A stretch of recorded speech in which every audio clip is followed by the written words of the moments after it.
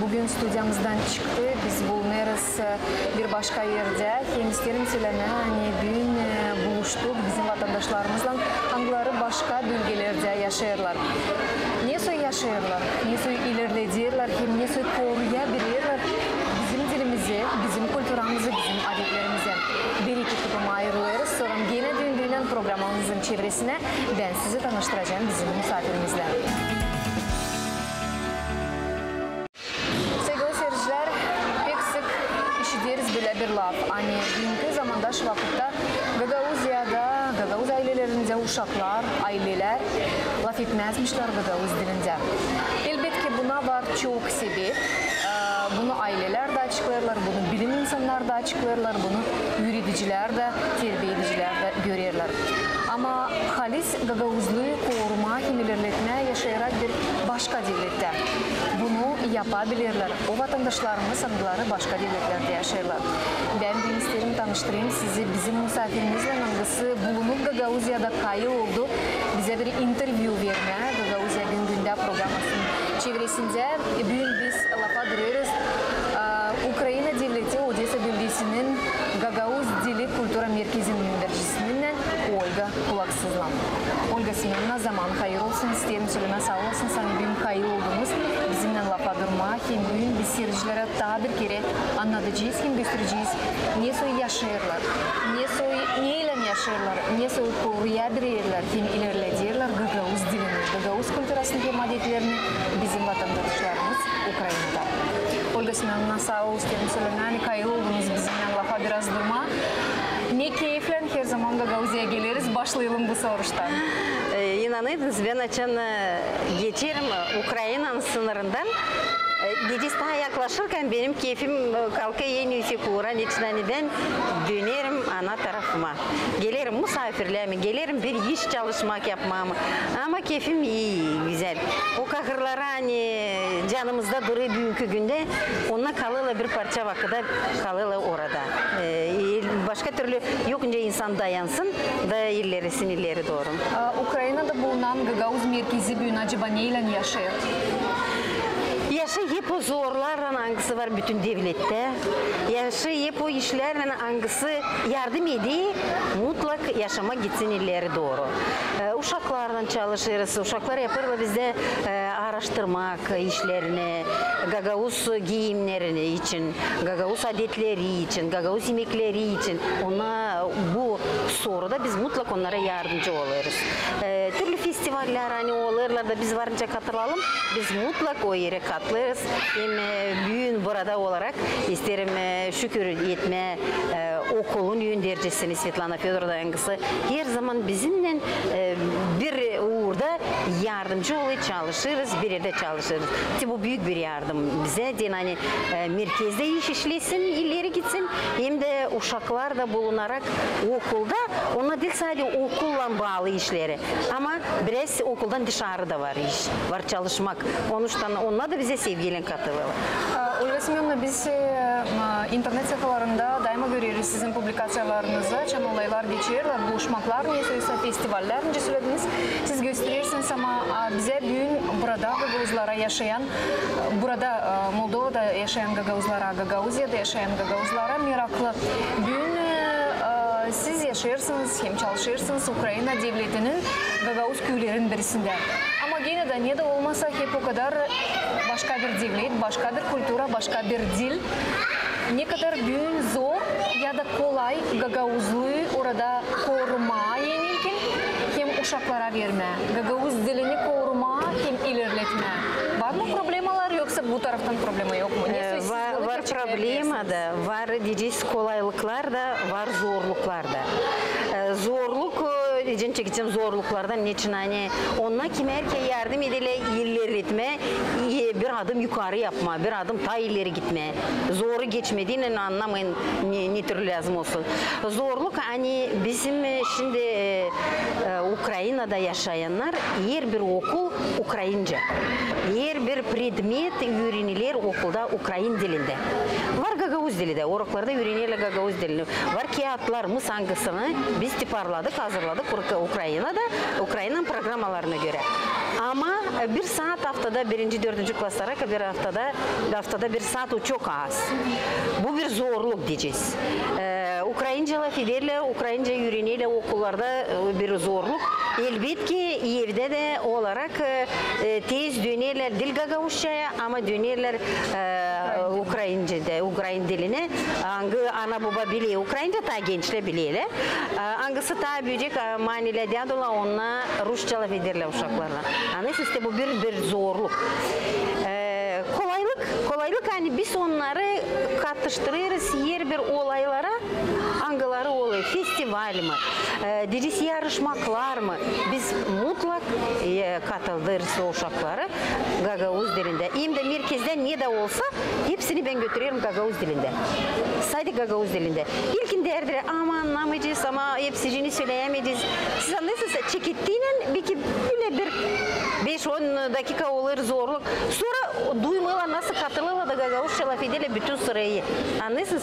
Da bu diyeceğim bir kolaylık niçin insan istiyor bilme, istiyor laf etmeye Gagavuzça.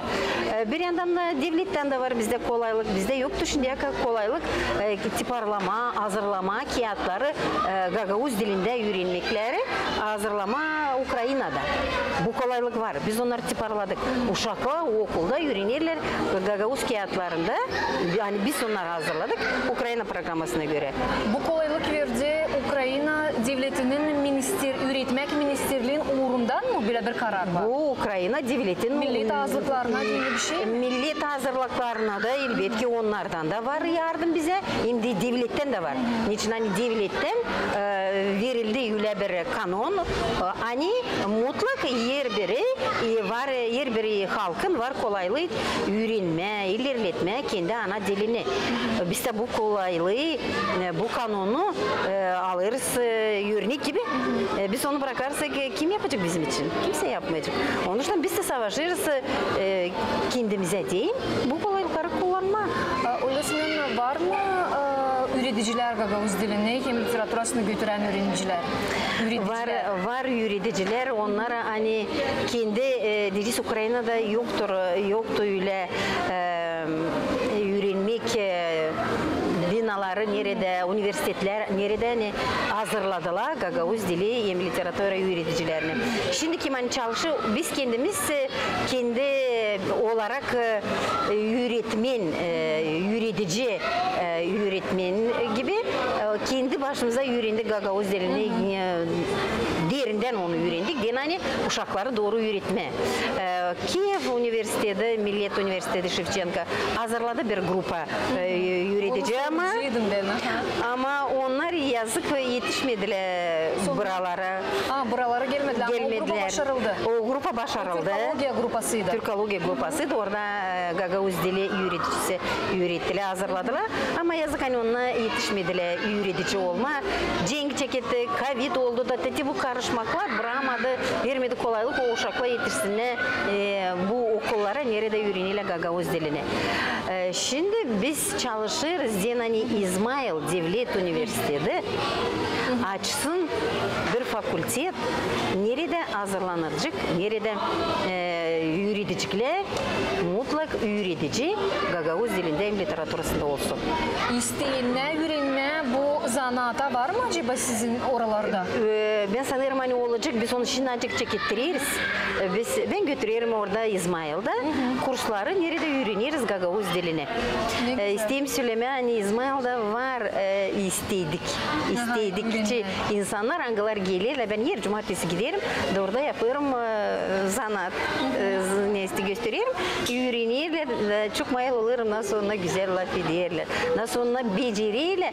İlkin sakınırlar ama sonra öyle kolay silemleşiyle, söyleyle, nereden, nasıl, nice da onunla isteyle öğrenmeye Gagavuz dilini, onunla mutlak öğreniyle Gagavuz dilini. Bu bir adım hangisi sanırım hani yavaş yavaş Devlet Üniversitesi'nin yöndericisi mutlak iste açma bir fakültet. Nerede öğreticiler Gagavuz dilini. Da orada mutlak hazırlayıcıkla öğreticiler de. Şimdi var, şimdiye kadar var ama biz düşünüyoruz gelecek için. Uşakların geleceği için. Uşakların geleceği için.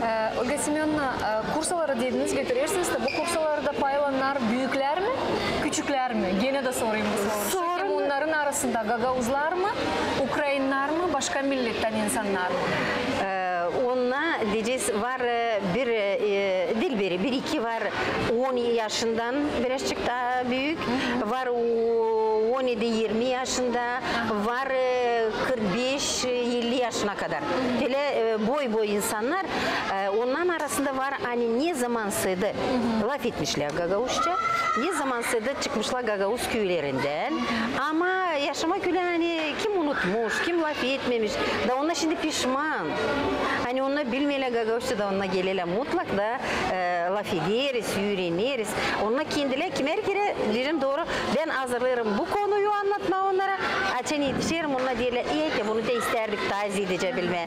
İyi tez çeviririm diyeceğiz temayı da döneriz onu yani onunla isteyle. Bana en önemli hani onunla geldikçe sevinsinler. Hani te Gagavuz dilini bunu öğrendiler. Niçin sordum yaş sınırları için? Çünkü açan uşak küçükten öğrenir dili. Onu elbette anası babası getirir de söyler bu dili önemli, onu lazım öğrenmeye ama açan insan 40-45-50 yaşında döner, kendi fikrine göre ister öğrenmeye bu dili. Belli ki yani onun ya damarında bir Gagavuzluk var, ya dedesinden kalmış neyse bir duygu. Hem bu güç ama bu patriotluk duyguları sevgili seyirciler gelirler biraz o zaman insana taassı kaçan biz daha yaşlanırız da başlarız anlama hani bizim ne o vatan, ne o ana dilimiz, ne o dedelerden kalma varlığımız. Dilimiz o bizim dedelerden kalman en büyük varlığımız. Kim finanslar bu kursaları? Ukrayna tarafı mı yoksa Gagavuzya tarafından katkı mı? Olsa inisiyatifle kendileri paylaşanlar mı çıktılar? Ve bu diyeceğiz kurslar giderler parasız. Anlıyorsunuz? Ne Ukrayna'dan, ne de Ukrayna devletinden diyeceğiz, ne de Gagavuzya'dan kim bir yerden yok. Bu inisiyativa göre benim inisiyatifim, Yuri Dmitrievic'in inisiyativası, Dimçogla hangisi gene diyeceğiz Gagavuzya'dan doğması ama orada olarak Ukrayna'da olarak Gagavuzların diyeceğiz asosiyasyasının toplantı başı. Onun inisiyativası benim de hani götüreyim. Sadece inisiyativa, inisiyativa diyor insanlar kim hani istiyor. Bu inisiyativa uğrunda gidiyor hepsi içinde. Ama diyeceğiz bana hiç ağır gelmedi. Bütün yürekten söylerim hani ağır gelme gideyim. Zorluk birazcık var yolda. Kurçudan lazım gideyim. Bolgrad'dan İzmail'a o sırada geri geleyim. Ama gene de bir şey bana ağır gelmiyor. Sadece hani yürüyünsinler. Hem de açan o insan bakıyor bana da diyor. Ya bak diye ben bilmerdim hani uçak. Gagavuzca var onun adı. Ben sanırım hep samolyot söylüyor ona. Anlıyorsunuz bu bir açıklık hangisi insan yapıyor. Diyeceğiz hoşan sonra 45 yaşında insan. Da o diye ben şimdi hep sanırdım. Hani ona samolyot deniyor Gagavuzca'da. Anlıyorsunuz bu açıklıkla sevindiriyle hani. Büyük insan geldi dil boşuna. O büyüğün öğrendi bir şey yeni Gagavuzca için. Başarılar var mı uçaktan kare? Var çok işler. Onlar öğrenirler, var söylerler. Diyeceğiz bir ki kiber kere lafın bitkisini ben sanardım hani bile lazım söyleme. Değil mi onu balboka da bir küyle söylerler. Ama diyeceğiz öğrenmek uğrunda dilimiz bile lazım olsun. Biz bile lazım laf edelim. Onunla kayıl olalar. Da ben açan, öğreticiyim anlıyorsunuz. Açan söyley, cevap edeyim soruma da söyleme doğru lafın bitkisini. Ben onu söylerim, bile lazım söylemeye. Çok sevineyim açan insan doğru de kendi kendine. Da doğru söyle. Derim niçin hani siz sonra laf edeceğiniz da mutlak isterim hani doğru söyleyesiniz. Doğru laf edesiniz.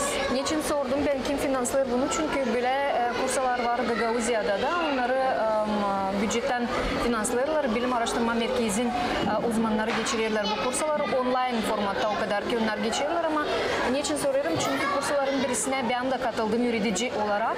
Pek çok insanlar var katılma isteyenler, başka milletli insanlar. Angıları ne zamansa işitmişler Gagauzlar içinde, meraklanmışlar Gagauz dili için. Var öyleleri angılarının dedeleri, diyaduları, babaları ne zamansa kaldırılmışlar başka devletlere. Onlar kendi analarından, babalarından bilirler, işitmişler. Hani onlar Gagauzmuşlar. Kim bu Gagauzlar? Hangi dilde laf ederler? Meraklanıp onlar bugünkü günde dönerler geri de başlarlar öğrenmeye Gagauz dilini. Böyle olaylar pek çok. Onlar çok isle. Biz olarak da şimdiki ben görerek bu insanlar kim hani geli ben öyle düşünüyorum hani ta imunla da kendileri de söylüyorlar hani ta isle açan biz buluşuruz. Laf ederiz. Birbirimize görüyoruz. Bir laf katırız. Aklıma gelmiş bir iş ona söyleyelim. Aklıma gelmiş bir iş ya sorayım ben yürüyeceğim nasıl olacak doğru. Ben mutlak büyüğünde kabul ederim cevap. Hani bile olacak doğru. Online olarak onun kendi iyilikleri de var, zorlukları da var. Olay online'da bırakmayacaksın hepsi soruları da sorarsın, ilemsi istersin. O da isle. Biz de hazırlanırız online'da ileri doğru götürmeye. Teknikayı hazırlayırız orada da o ne zaman uyacak. Bizde şimdiki zamanda, şimdiki zorlukta çok tez kaybeli bağlantı, internet bağlantısı da onun için de orada var biraz sıkıntı. Onun için varken de kolaylık biz de öyle düşünüyoruz. Hani tay online olsun, tay offline olsun da laf edelim, söyleyelim, buluşalım, öğreniriz küçüldük formayı. Bununla değil. Ama ben bilmiyorum renkleri. Bir kışacağız 10 yaşında. Hadi bırakırız küçüldük formayı bir tarafa bir parça vakıda yazarız, renkleri öğreniriz, onları söyleriz. Sonra cümleyi düzüp de derim aha ya söyleyin senin rubacın hangi renkte? Aha söyle. Hangi renk senin sevgili rengin? Açık zambak. Açık uşak söyle. Açık zambak renk benim sevgili rengim. O zaman sevilmeyeceksin mi? Sevineceksin elbette. Olga Semyonovna, bitki yıllar Gagauziyada var böyle bir problem. Güç ama biz bunu açıktan söyleriz televizyonda da, ailelerde de, bütün cümlede de hani uşakların da çoğu Gagauz dilini bilmiyorlar. Var çok faktörler buna. O faktörler hani analar, babalar kaldılar zorluk uğrunda başka devletlere kazanmaya gitme. Uşaklar kaldılar yalnız oradan gelip başka dilleri geliştirdiler cümlemizi ama uşaklar pek seyrek ailelerde ana babalar, halis gençler hangileri laf etmiyorlar Gagauz dilinde kendi uşaklarına. Böyle bir problem var. Ukrayna'nın Gagauz köylerinde var mı acaba? Varsa siz bunu ne çözersiniz? Güç ama bu problema bizde de var. Ne suyu çözeriz? Çözeriz, anladırız gene ana babaya hani mutlaka gidin uşaklarla Gagauzca. Katılırız da bu konkurslara da onlar o zaman göreyle hani lazım. Hem de bakın buraya şimdi ben sevineyim hani uşaklar söylerler. Bak te o biliyor Gagauzca ben bilmiyorum. Niçin sokakta uşaklar biliyor Gagauzca da ben bilmiyorum. Ama her zaman da söyleriz hani mutlak laf edin Gagauzca. Uruklarda götürürüz Gagauzca, katılırız. Ne var kolayımız? Her zaman bu işi götürürüz. Sokakta olsun, işte olayım. Anlıyorsunuz ilkin açan sorardı bana. Nasıl Gagauzca selam verme? Şimdi ben bir iki merkere sıkıntı da bir boyu duyuyor ama hepsinden kiminle buluşurum. Kim anlıyor Gagauzca? Ben onlarla Gagauzca selamleşirim. Prensip olarak bile. Bilirsin sen mutlaka anlayacak Gagauzca. Anlayacak. Kim hani bilmi söyle öyle olsun. Ama gülümse. Diyeceğiz o sevini hani Gagauzca'da da var selamlemek. Var selamleşmek Gagauzca. Bir boy değil hayırlı olsun. Bir boy değil inesoy ben cevap vereyim. Bunlar hepsi gösteriyor yani insana dil hep o kadar. Gagauzca mı laf ederiz? Biliriz mi Gagauzca olsa bilmeriz mi Gagauzca'yı? Olga Semyonovna, dil için laf ettik. Birazcık daha geri dönelim Kültüra Merkezi'ne. Birkaç yıl önce ben canabinizden satılık almıştım bir peşkir. Siz bu yeli ustacılığını, yel işlerini pek aktif ilerledirsiniz bu merkezde. İşler nasıl gidiyor? Şükür Allah'a gidiyor doğru. İlerlediyoruz. Ben gösterileri doğru. Şimdi dikerim peşkerleri hangisi gösteri diyeceğiz değil. Sadece ben ilkini götürerim sadece düğün peşkerlerine dikerim. Niçin hani benim kardeşlerim, kız kardeşlerim kızları vardı. Ve ben mutlak istedim onlara delikanlı olarak ona evden çıkacaklar. Anası versin ona evdeki sıcaklığı yoluna yaşamasına gitsin. Onları tamamladım. Şimdi dikerim simbol tele göstererek. Yüzümlük, güzellik var öyle de peşkerim dikerim. Uşaklara da mutlak öğretirim hani yürünsinler, diksinler, savaşsınlar. Dilin yanında kulturamızı da ilerletirsiniz. Mutlak. Olga Semyonovna, ne istersiniz bugün hepsi gagavuzlara söylemen? Laferin gagavuzca. Unutmayın, yerde de olarak utanmayın söyleme ben gagavuzum. Hem de işlerinizle belli edin hani siz haliz gagavuzsunuz. Sağ olun Olga Semyonovna, sevgili seyirciler. Ben tabii ki aklınıza getirelim. Hani bugün biz bir interview yazdık bizim vatandaşımızla. İnsanların hangisi doğmuş burada ama bugün Ukrayna devletinde yaşıyor, orada ailesi orada bakmayarak ona hani bunlar başka devlette gagavuzluğu ilerledir, gagavuzluğu koruyur. Hem dil sadece dili ama kültürümüzü de adetlerimizi de büyükten küçüğüne savaşır vermek hem öğretmeye o çocuklara hani onlar da büyüdüğünden unutmasınlar. Kimmiş onların dedeleri? Neyle zanatlanarmışlar? Hem niye ilerledermişler kendi kültürasını, kendi adetlerini. Olga Semyonovna kulaksızla bir laf adırlık sevgili dostlar. Size derim sağ olasınız. Hani bizimle birlikteydiniz. Kalın sağlıcakla. Gelen buluşmalara da GRT kanalında.